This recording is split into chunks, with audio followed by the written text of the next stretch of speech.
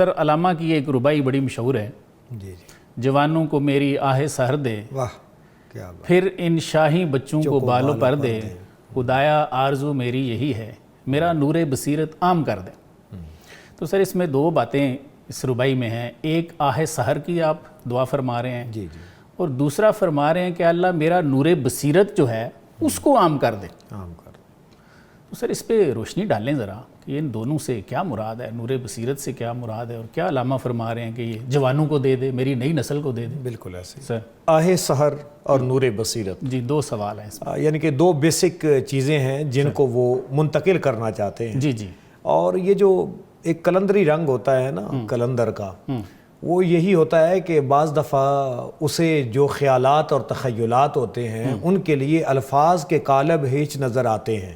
ٹھیک ہے، وہ چاہتا ہے کہ کسی طرح میرا درد دل جو ہے نا یہ سور اسرافیل کی طرح میں پھونک دوں اور ہر ایک کے اندر وہی آگ لگ جائے جو میرے اندر آگ لگی ہوئی ہے۔ بالکل صحیح ہے۔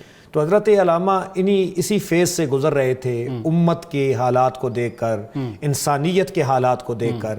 تو اس میں سب سے پہلا جو آہ سحر ہے اس کی اہمیت آپ ایک اور جگہ پہ کہتے ہیں، عطار ہو، رومی ہو، رازی ہو، غزالی ہو، کچھ ہاتھ نہیں آتا سحر گاہی۔ ٹھیک ہے، تو یہ جو رات کے نالے ہیں نا، اور صبح صبح دنیا سو رہی ہو، والذین یبیتون لربہم سجدا وقیاما، بالکل ٹھیک ہے۔ ٹھیک ہے، تو دنیا سو رہی ہوتی ہے، وہ اللہ کی یاد میں جو ہے وہ راتیں بھی گزارتے ہیں، سجدوں میں اور رکوع کی حالت میں گزارتے ہیں۔ سر علامہ اپنے نوجوان کو اللہ تعالیٰ کے ساتھ جوڑنا چاہ رہے ہیں، جوڑنا چاہتے ہیں، واہ، کیونکہ جو اصل جو اس کے اندر انسپائریشن کا راز ہے وہ تو اس خدائے لم یزل کے ساتھ وہ تعلق ہے۔ بالکل ٹھیک ہے۔ تو یہ وہ اصل میں نور بصیرت تو آگے سٹیپ آتا ہے، پہلے وہ آہ سحر کی بات کر رہے ہیں کہ یہ آہ سحر اگر اس کے اندر پیدا ہوگی، یہ نالے پیدا ہوگی، تو تب یہ پروسیس اور پروسیجر شروع ہوگا۔ بالکل، اور پھر اس کے بعد بتانا چاہتے ہیں یہ پہلا سٹیپ ہے۔ بالکل ٹھیک ہے۔ اور اس کے بعد جا بجا اپنے کلام کے اندر آپ جوانوں کو اس طرف تلقین کرتے ہوئے دکھائی دیتے ہیں، کیونکہ یہ جو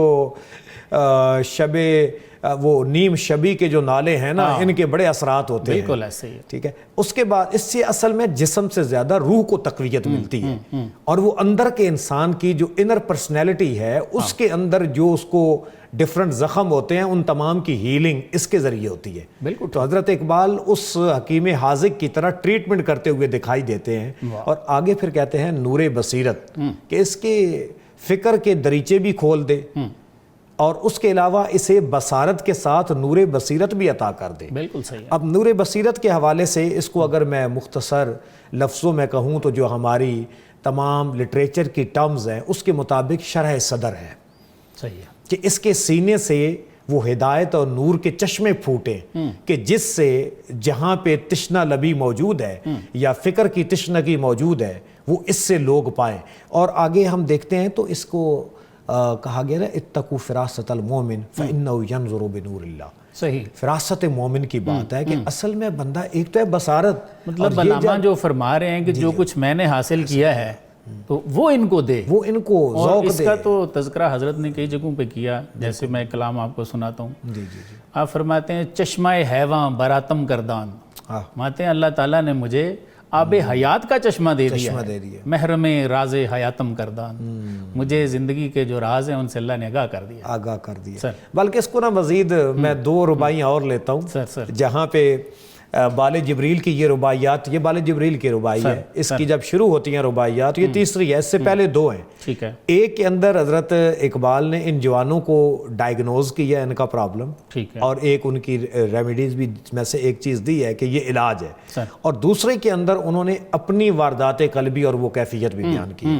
مثلا پہلی میں کہتے ہیں تیرے سینے میں دم ہے دل نہیں ہے، ہاں، تیرا دم گرمی محفل نہیں ہے، ایسے گزر جا عقل سے آگے کہ یہ نور چراغ راہ ہے منزل نہیں ہے۔ ٹھیک ہے، کہ یہ عقل کے دریچوں میں جو آج بھٹک رہا ہے نا، اس کو کیں و کائن سے نکلنا پڑے گا۔ صحیح، اصل میں یہ نشان راہ ہے، منزل تمہاری عشق کی بنیاد پہ آگے ہے، دیٹ از مائل سٹون ٹو ڈیسٹینیشن۔ بالکل ٹھیک۔ اس کے بعد دوسری بات جو آپ کہتے ہیں کہ اصل میں یہ نور بصیرت کیا ہے، یہ اپنا عرفان ذات اور خودی کی پہچان ہے۔ بالکل ایسے، کہتے ہیں خودی کی خلوتوں میں گم رہا میں، اپنی کیفیت، بالکل ایسے، کہ خودی کی خلوتوں میں گم رہا میں، خدا کے سامنے گویا نہ تھا میں۔ واہ، اور اس کے بعد کہتے ہیں نہ دیکھا آنکھ اٹھا کر جلوائے دوست قیامت میں تماشا بن گیا میں. واہ.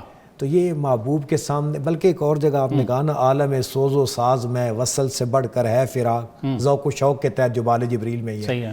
وصل میں مرگے آرزو، ہجر میں لذت طلب، عین وصال میں مجھے حوصلہ نظر نہ تھا، واہ. گرچہ بہانہ جو رہی میری نگاہ بے ادب.